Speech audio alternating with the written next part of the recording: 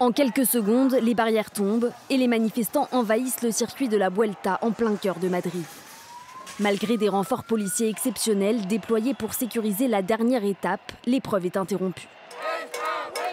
Une victoire pour ces manifestants qui dénoncent la guerre à Gaza et la participation de l'équipe Israël Première Tech à la compétition.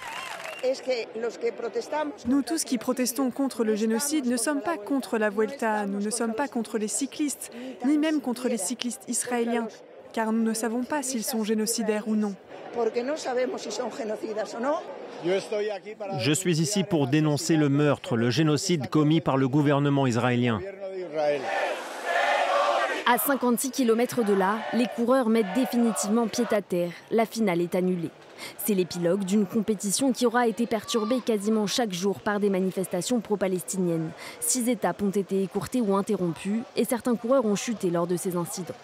Dimanche, les podiums et cérémonies protocolaires ont été annulés. Le Danois Jonas Vingegaard, déclaré vainqueur, dit regretter un moment volé.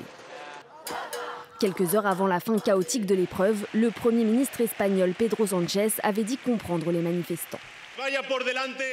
Nous tenons à exprimer notre reconnaissance et notre respect absolu aux athlètes, mais aussi notre admiration pour un peuple comme les Espagnols qui se mobilisent pour des causes justes comme celle de la Palestine.